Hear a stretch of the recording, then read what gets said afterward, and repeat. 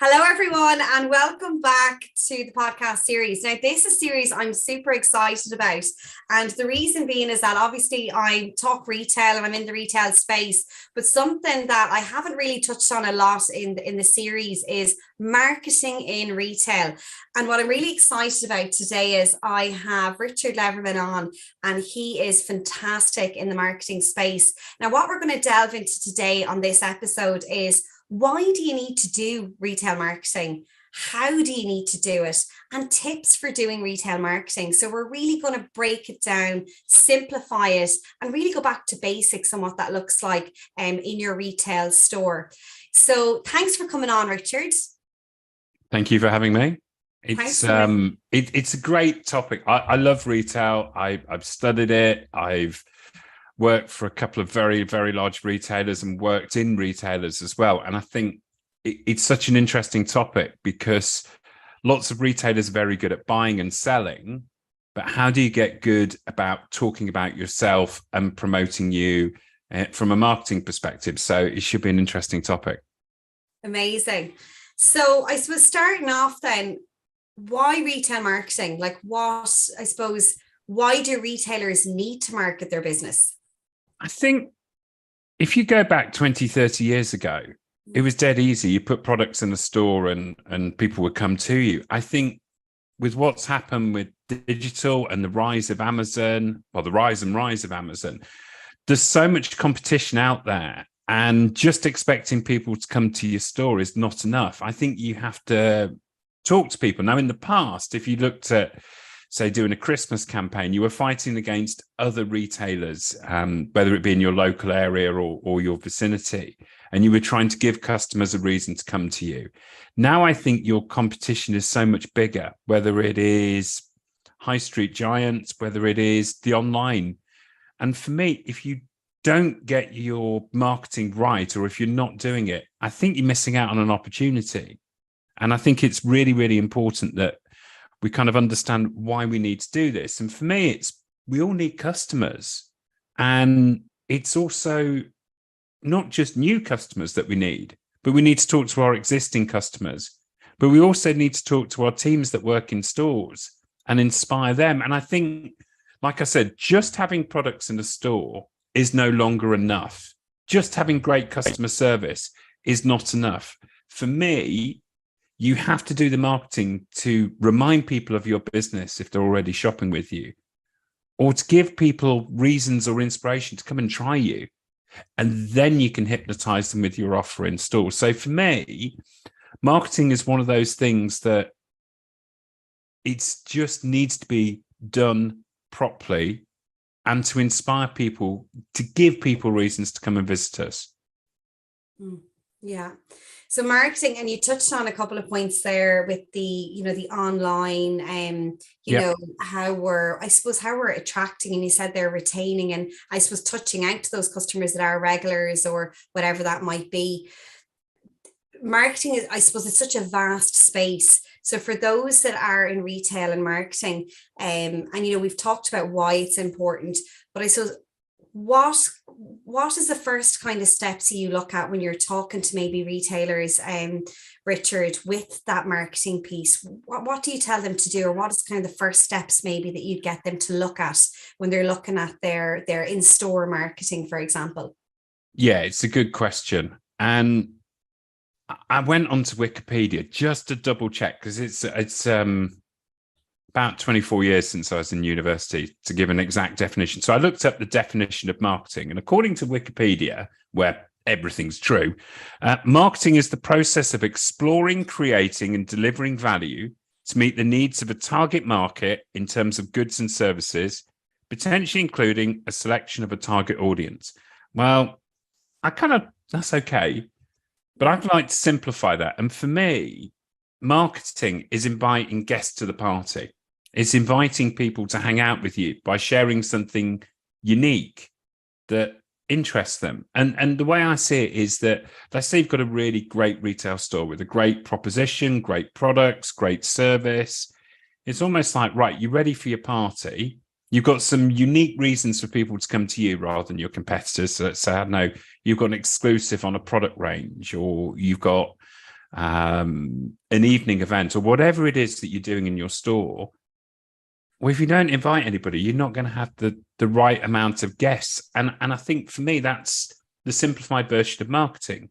You're sharing stories, unique stories, and giving people a reason to come and hang out with you and to have that conversation. And for me, to begin with, I think the marketing has to be around, right, is your house ready to invite guests to? Yes or no? In other words, is your retail correct? Have you got the right products, the right people, the right proposition? If the answer is yes, that's great. And then for me, it's about knowing what your stories are. What makes you unique? What makes you special? And I'll give you an example. There's a brilliant store in Leicester called Nada, and they do zero waste. And their story that they went at, they are Leicester's first zero waste store. And it came out, and their products are great. They've kind of got those kind of big containers full of pasta. They kind of you can bring a jam jar in and they give you sort of soap to take away. It's a really fantastic proposition. The products are great. The service is lovely. And then they went out and did this big kind of PR splash when they first opened, but then they've reinforced it through social media, through all kinds of kind of events that they've run. So people know about it, but their story is, we are the first zero waste store in this town, and this is how we go about it. And I think that's great. You know, what are those stories that make you unique? And then to share them. And then another example, there's a brilliant retailer in Malvern in the UK, in Worcestershire, and it's called Cape Modern. And she's got the most fantastic product. She's got a real sense of humor. She's an artist, so she sells her art in the store. And she's got the rudest soap you've ever seen. It's just got the most disgraceful names, but it's really funny and it kind of matches her personality. And we were talking about this and she said, oh yeah, nobody else has got this at all, like locally or anywhere in the county. I'm like, well, go and share that story.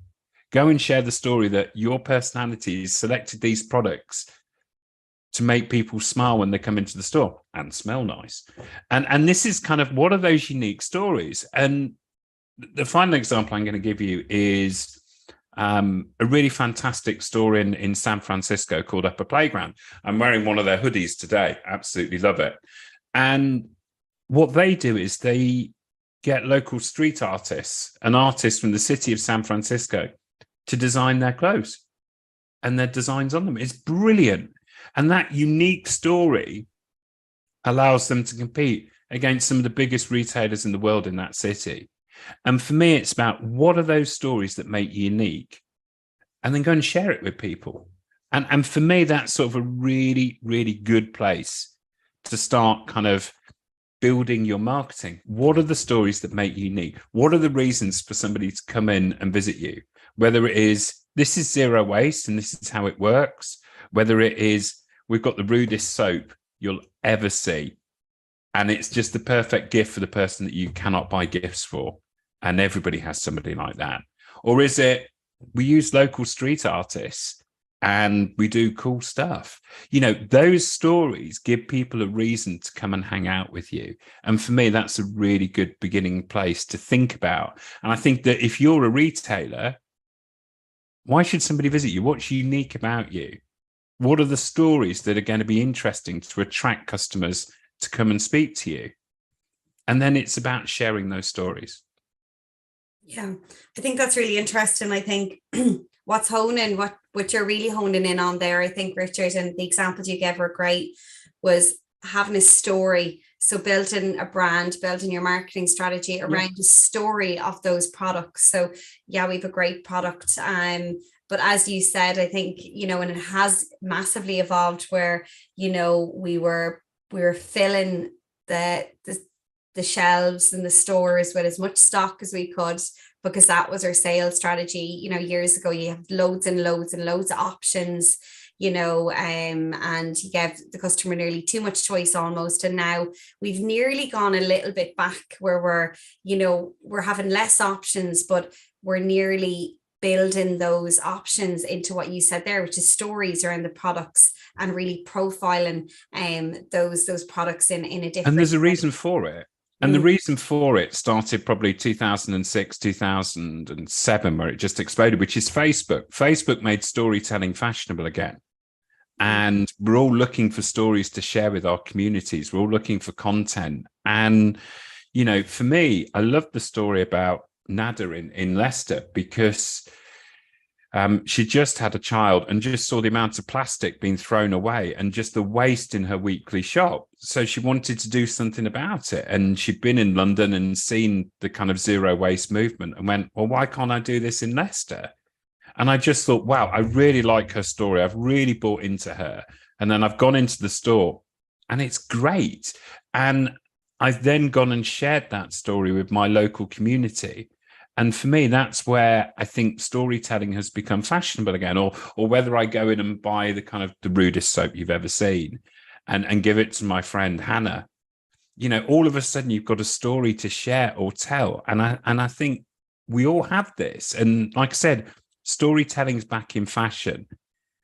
How are you going to share the stories about you is almost kind of the next phase of what we're talking about. And in order to do that, we have to know who our customers are, which kind of nicely leads on to, you know, if you are going to tell these stories, who are your customers? And for me, it's about building an avatar of your customers. Now, if you ask most retailers, they say, well, my customer typically shops, does their grocery shopping here, drives this type of car, this type of demographic, and you can build that picture up. You know, when you work in the store, what kind of customers you have. But for me, I think it's a great opportunity to do some like really simple market research.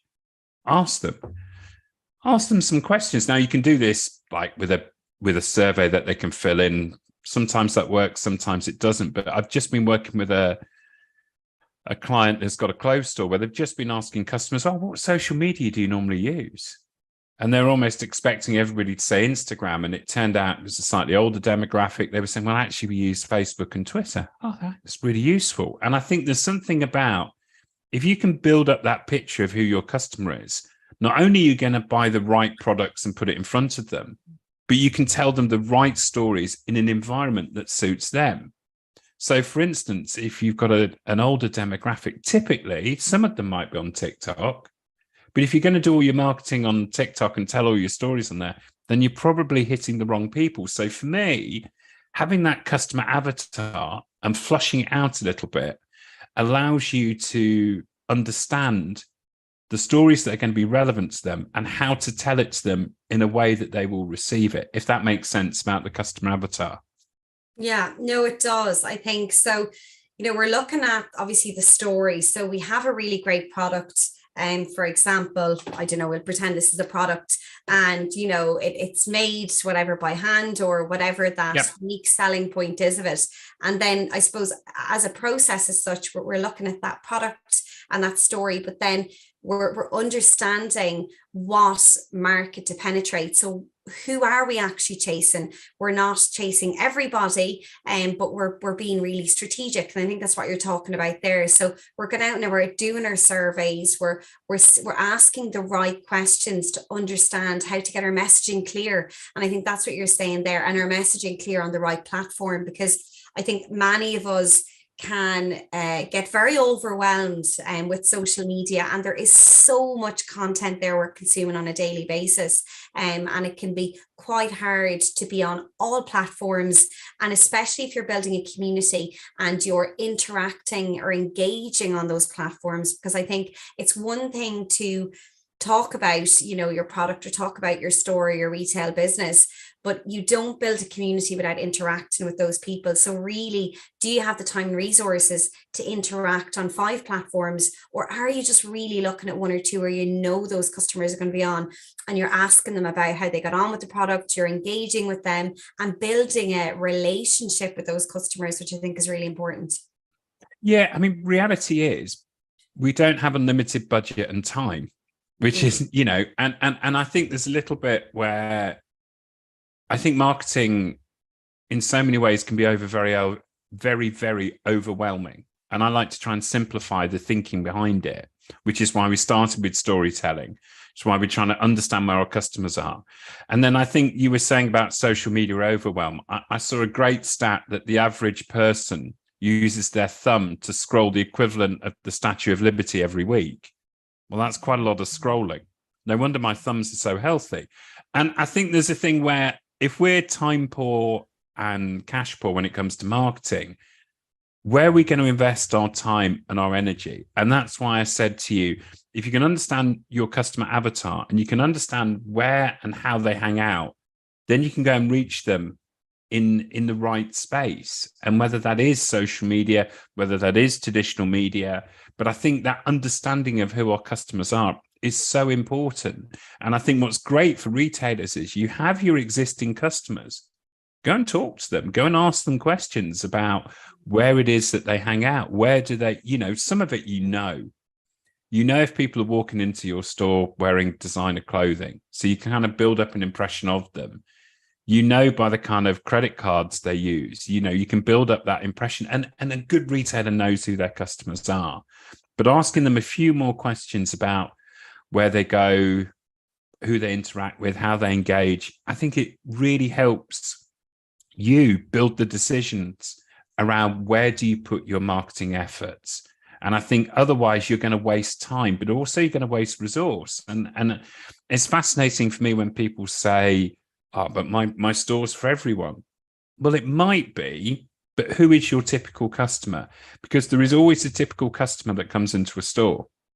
And there's always, don't get me wrong, there's always exceptions to that. If you run a trainer store, where you do brightly colored trainers, you're going to get a certain demographic, but that doesn't mean that you might not get a retired person going in to buy something for their grandchild, etc., etc. However, for me, it's about your typical customer and how can you get more of them.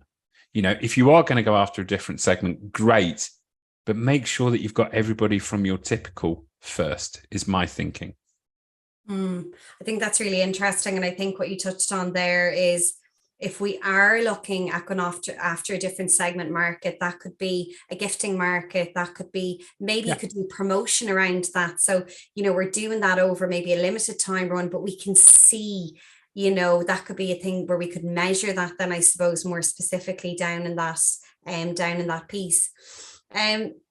For a lot of businesses that are, we have this whole thing with, I suppose, Facebook ads and Instagram ads, and they're constantly changing the algorithm, and a lot of businesses are kind of struggling to get footfall in some of the stores in the city centres, Richard. And again, I know you're based in the UK and we're over here in Ireland, but we've seen the rules are the same though, Louise. Yeah, the rules are the same. The algorithm is the same. And for me, with social media, there's a couple of things to think about. First of all, what's your voice and what's your personality? Are you kind of cheeky and fun, like my gift shop in Malvern, where she's got that great kind of sparky personality, which is reflected in her products and her service, where what's your tone of voice? And then it's kind of like, where are your customers? So if you've kind of got a more kind of traditional clothing boutique, do you need to have that kind of cheeky personality? Is that how you are in store? Probably not. But what you might have is like great service, kind of great tips and style. Then bring that voice out and share it. And then I think when you were talking about getting people into your store, I think social media is a great way of communicating. But I don't think it's the only way of communicating. I think there are other ways as well. And, there are the traditional means, whether that be leafleting or posters or radio, press, PR, whether it's doing events, whether it's, the old school, how do you get somebody to recommend you? Is there somewhere where you give somebody a voucher, say, thank you very much for shopping with us. Here's a voucher off your next shop. Oh, and here's one to give to a friend. There's so many different ways of bringing people in. Do you put a voucher on a leaflet that you distribute? And I think social media is fantastic. And it works really well for some people, but don't forget the traditional kind of marketing in your toolbox. Vouchers and coupons still work. And I think there's also kind of, we talked about storytelling.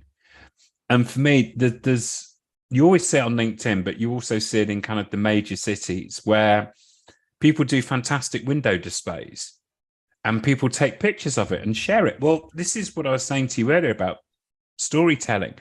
Customers and consumers are always looking for content. If you do an amazing window display, people will talk about it. They'll take pictures, they'll share it with their communities. And you see it on Instagram, you see it on Twitter, and you don't have to be a Fortnum & Mason or a Harrods to do these great window displays. Independents can do that and create something really fantastic. And then very simply, just put a hashtag on the window so people, and make it easy for people to share. Because like I said, people are always looking for material to share, and giving people the opportunity to create their own content.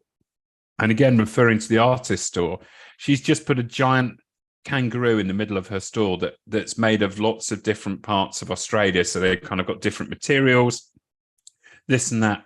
And it's so people can come in and have a picture with it. But she did it because it was cool. But I was like, well, this is a great content opportunity for people. If you give people the opportunity to create content, they will do it. That then becomes conversational currency that they can share with their communities. And what are the things that you can do as a retailer that creates the opportunity to create conversational currency for consumers? And that can be a simple window display, or it could be something inside the store. And how many restaurants have we seen in the big cities that have kind of got those flower garlands over the roof, over the door as you come in? That's for people to stop and take a picture. Now, I'm not saying everybody should do a flower garland on their door because I think it's a little bit overdone. But it's your store. Go and do something cool inside it that allows people to share it. And then once you've created that, you can talk about it on your social media. You can talk about it with your customers. And I think, for me, that's where you can do some really great stuff without having to spend thousands and thousands on Facebook or Instagram ads, which they work for some people, but not for everybody. We can create our own stories for people to share. Yeah, I think that's really, really interesting. And I loved that conversational currency. I think that's such a fantastic word, conversational currency. And when we talk about telling stories around, retail marketing, it's conversational currency. When we talk about having stores that are Instagrammable, which I think is a huge focus now, people that are in store design or people that are fitting stores are actually looking at spaces in their stores now, where we can get, as you said, people that are influencers, people that are going to create content for you in your business. And I think that is another, that's another arm, I think, of our marketing strategy. And I think it's another thing that we can definitely look at. I think our retailers can definitely think about, is there a particular area in our store where we can set up these, it could be a little small space in the corner, whatever that might be. And we can have these spaces as you said, content creation areas, and where we're actually getting our customers coming in the door, helping us market our business. And I think that is, it's really, really strong, Richard. And I think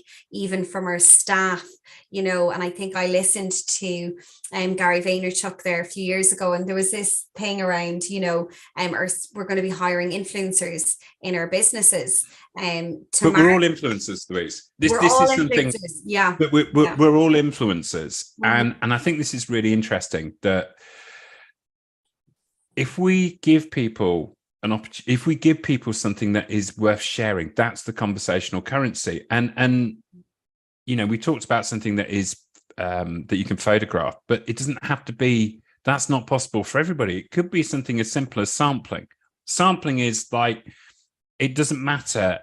40% of all clothing that women buy is returned online. So you can go into a store, you can try something on, and that experience is fantastic. If you want to get people to try a new product, and there's a great example that Jack Daniels used where they say, how can we get liquor on lips? And for me, it's about, can you do sampling in store? And that sampling in store is a great way of activating your customers, but also activating your staff. How can you teach them about the products? And I think there's lots and lots of ways that, retail's been told for years that they can't compete with online. I disagree. You can compete online. You have to create memorable experiences. You have to have unique stories. And sampling is done brilliantly. If you go into any hotel chocolat store, you'll always be given a sample. And, if we think about it as an independent, how can we do things that allow people to share stories, allow people to, influence their local communities? Because in the same way that, you might have a conversation with your friends, oh, you've got to go to this store, it's great, or you've got to go to this new restaurant. What are those reasons, and how can you help people share those stories? Whether it's sampling, whether it's something Instagrammable in store, whether it's that service from somebody in a fashion boutique that goes, no, that doesn't look right on you, but this does. And they're the kind of, the magic that retailers need to share. Yeah, and I totally agree with that activations piece and sampling. And a brand that does that really well is Rituals, who I used to work with at one point.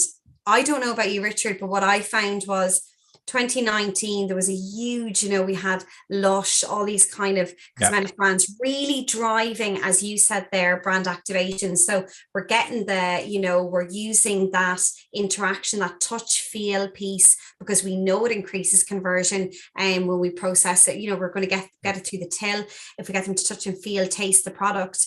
But I feel when COVID hit, everything stopped. So we closed our fitting rooms in stores. And I am going to touch on this because I do think that now we're trying to nearly go back to that again. Does that make sense? Because we closed the fitting rooms. We said, cosmetic brands weren't allowed, we weren't allowed to give out samples, and we weren't allowed to do any of that. And these are big brands that weren't giving us, normally you get the sample or whatever and all of this sort of thing. And that went to a total standstill in 2020. 2021, still not really clear. 2022, we're starting to now get back into it. But I feel since that whole movement has happened, that now we've nearly forgotten about that, and we're nearly going, well, we need to now, do virtual reality. We need to not have that touch and feel. And I don't know, has a lot of retailers got back into that, because I seen it massive in 2019, like huge. And then obviously COVID hit and things changed, and I understand with the restrictions and stuff. But what is your take on that, I suppose? Have you seen it? Yeah, I think it's coming back gradually. Yeah. I think it's coming back, and I think it needs to come back for retailers to almost have that differentiation. Reality is Amazon sell just about everything. So why should I go into a store? Like, what are the reasons to go into a store? Well, if you've got Amazon Prime, they'll deliver it next day. And I think you have to give people not just the traditional kind of convenience, great service. I think that great experience is really important. And I think that COVID, it really hurt retail. But I think it could almost be an opportunity now that after being locked up and stopped from doing what we want and being able to do what we want, there's almost that opportunity now to give people back that great experience, that kind of, go back to the traditional retail values of great service, community focus. And I think there's something that, the large internet companies, as much as they want to be community focused and local, they can't do that. Oh, welcome back, insert customer's name. Do you know what I mean? They can't do that personalized, as much as they give you your personal recommendations. I think that human interaction and that real world experience, I think, is something that, I often say marketing's too important to just leave to the marketing department. If you've got a member of staff working for you in the store, they are an influencer. They are a brand ambassador. They're so much more than an employee. They are the face of your business. And I think that if you can empower them and give them the tools, then they can be a great marketing asset for you, because everybody's an influencer. Yeah, I think that is so, so true. And I think I do think in and probably larger scale retailers more so than the real small ones, because they're doing the everything. They're the one man band show that and I've seen it in working in companies myself, you know, well, that's not my job. That's the marketing department's. That's not my job to promote. That's the marketing. And it is, you know, there was a sentiment there where, you know, a lot of big retailers worked in silo, you know, with HR, with, you know, marketing, with, now I've seen a huge change in the last, you know, 5-10 years where marketing departments are working with store managers, are working, they're getting feedback of how those campaigns are running in the stores and looking at, I suppose, localized markets and not looking at it like it's a one size fits all marketing strategy. And it is really narrowing that down, but narrowing it down to what that customer base is for that particular area, that particular store manager, and seeing what's going on, because it is very different in different parts of the country where you're based. You could be in Ireland or the UK, very different demographic, very different cultures, and very different people. So but the principles remain the same. The principles remain the same. If you give people a great experience, they'll talk about it. You've got to give people reasons to come and have a conversation with you. You've got to empower your teams to be able to talk to the customers. And I think for me, whilst your sampling might be different in Dublin to London, or, you know, Cork to Corby, you know, fundamentally the idea of sampling, the idea of welcoming customers, the idea of giving them reasons to talk about you remains the same. And giving, you know, as a store, as a retailer, what are the stories you're sharing? Doesn't matter where you're based, those principles remain the same. And I think, now I was thinking about it from a content perspective. What are the content that we share with people? And whilst it might be different depending on the location, the principle remains the same. And one of the things that I think a lot of people get stuck on is, right, what's the content? What content should I share? And for me, it's about having 3 or 4 strands and then filling it up. So you can call them content pillars, content buckets, whatever you want. And it could be 3 or 4 different themes. So a really simple one might be the products that we have, the team, and the local area. And then you have these pillars, and then you go out into your stores and get content. And that could be based around the products. I told you about the Rude soap earlier, or the street art. You know, you've got loads of product pictures. But then it could be around the store and the staff, could be stories about the people that work there, stories about your customers, sharing kind of information about, you know, the ethos of the business. You know, what are the reasons to care about a store? What are the reasons for somebody to, you know, shop and share and be a champion for you rather than going online?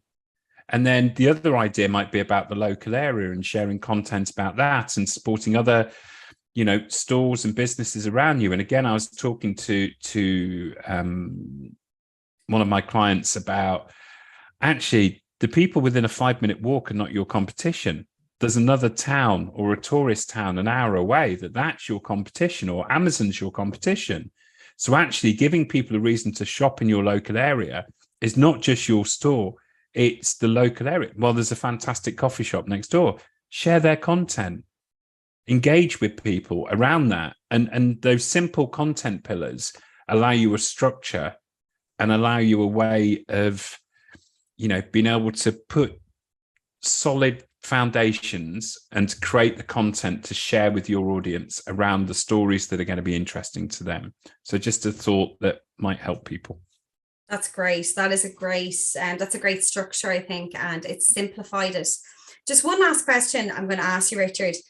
And I suppose it's a sentiment that I've seen from talking to retailers, my own clients as well, is that it feels that we're trying to, retailers are trying to compete marketing wise with online. We're trying to reach loads of people. Do you feel we've overcomplicated a simple process? Do you feel that retailers are, they're getting confused on I suppose what their deliverables are from a marketing piece in a store? Because I am seeing a little bit of that, and I know you touched on, you know, and I'm not hearing a lot of it, but I do see there's a huge return investment with, as you said, you know, the old fashioned way, you know, again, going out and doing leaflet drops or whatever that might be, that there is still a huge market for that. But we're really not seeing the wood from the trees in that aspect. I think marketing has been so overcomplicated, and I think there's so many different ways to spend money.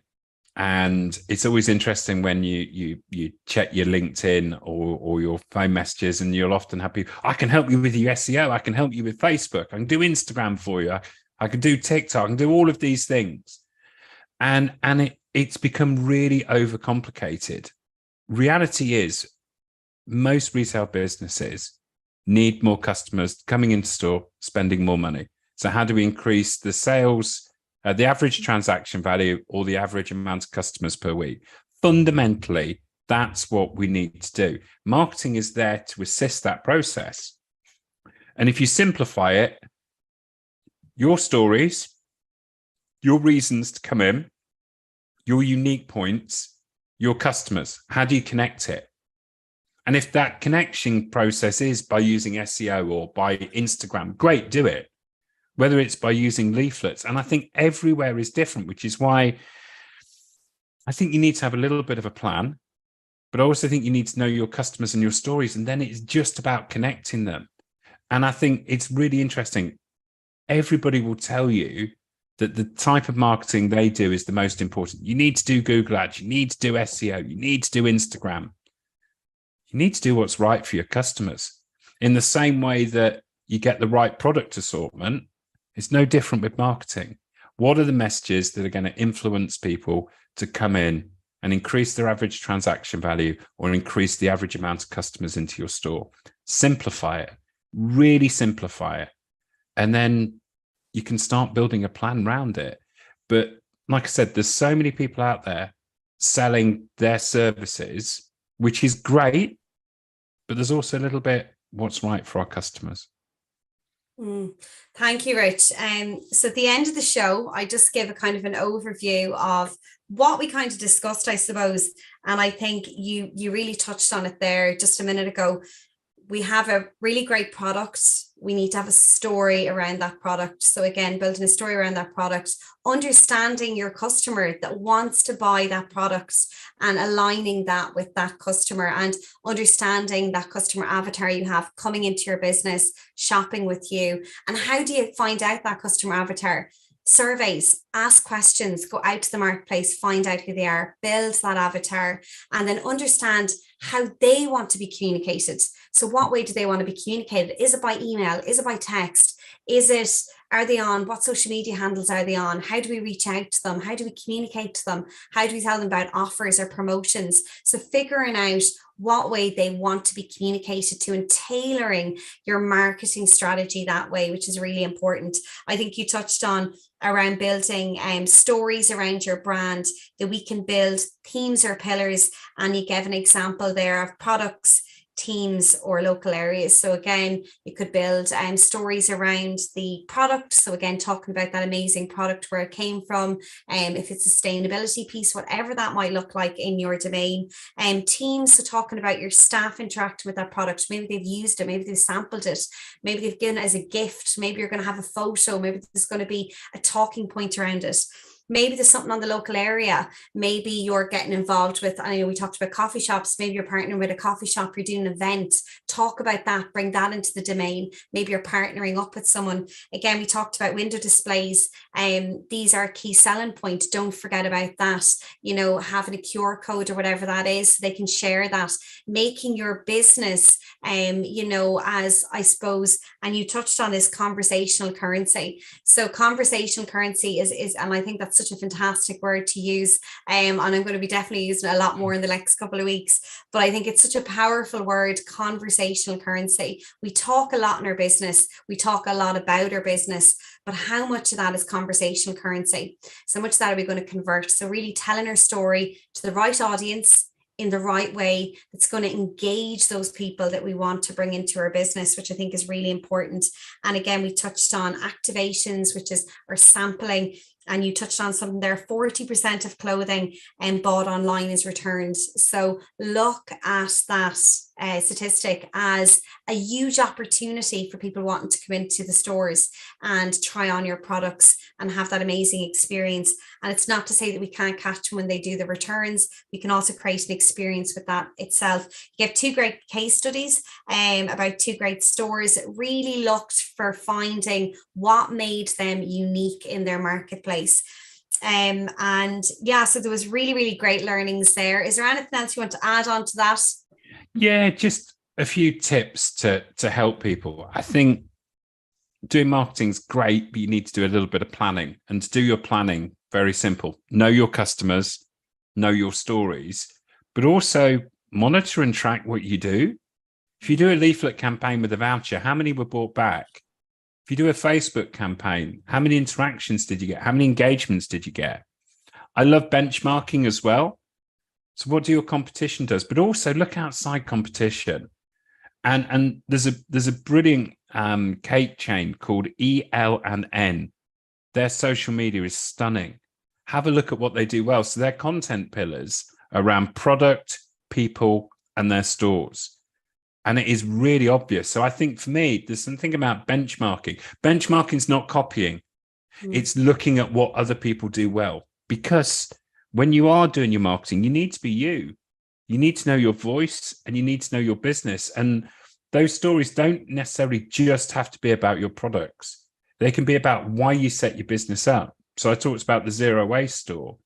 She did it because she wanted a better future for her kids. That's really powerful. Why did you set your business up? What do you enjoy about it? I think that whole idea of your voice and your tone of voice and your brand voice is really important. And then just remember with marketing, it's about inviting people to your party and giving them unique reasons to come and hang out with you and your store. It really is that simple. That's fantastic. I love that last part. It's about inviting people to your party. So we want to get the party filled. We don't want there to be nobody there to celebrate with us. That's really great. Richard, we've come to the end of the session. I'm really excited. We're going to have more of these in-depth discussions, which I'm really excited about. And I know there's going to be lots of retailers. They're going to have a pen and paper writing down because there is so much great nuggets there that we've discussed along the way. Now, if anyone wants to reach out to you, Richard, you're on LinkedIn, you're quite active. Richard Leverman on Richard Solutions on LinkedIn, is that right? Yes. So Richard Leverman is the easiest way to find me, and my business is Richard Solutions, both of which have really easy pages to find on LinkedIn. Please feel free to connect and comment. Brilliant. So if you have any questions for Richard on what we've discussed today, or you want to know a little bit more around retail marketing, definitely reach out to him. He's a salmon of knowledge. And thank you so much for coming on today, Richard. I really appreciate it. Thank you for having me. Thanks.